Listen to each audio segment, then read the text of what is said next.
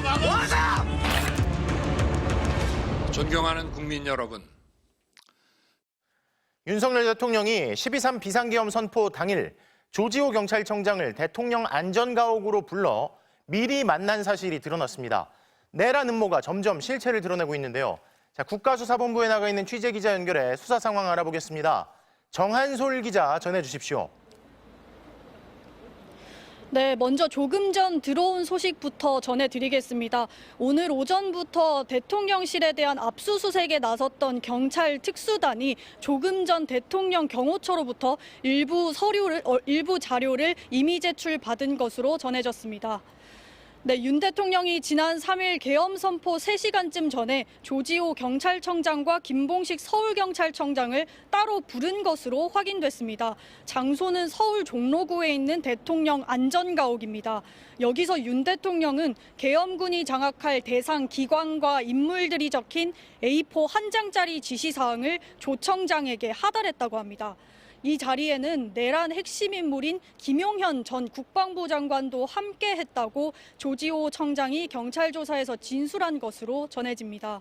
조 청장 측은 경찰 조사에서 윤 대통령 지시를 모두 거부했다고도 말한 걸로 알려졌습니다. 하지만 조 청장은 지난 5일 국회에 나와서 계엄이 선포될 거란 사실을 모르고 밤중에 경찰청 사무실에 복귀했다고 말했는데 경찰 조사 내용에 따르면 허위 진술을 한 게 됩니다. 자, 방금 전에 대통령실 압수수색을 나간 특별수사단이 대통령실로부터 일부 자료를 넘겨받았다는 새 소식을 전해드렸고요. 자, 그런데 이 경찰청장에 대해서 윤 대통령의 지시가 그 지시사항 한 장을 건넨 걸로 끝난 게 아니라고요. 그래서 윤 대통령이 내란의 우두머리라는 게 관련자 진술로 더 명확해지는 분위기네요. 네, 그렇습니다. 조지호 청장은 윤 대통령이 계엄 선포 후에 직접 전화를 해서 국회의원 체포를 지시했다고 진술한 것으로 알려졌습니다. 그것도 한두 번이 아니라 6번에 걸쳐 지시를 했다는 게 조 청장 진술로 전해졌습니다.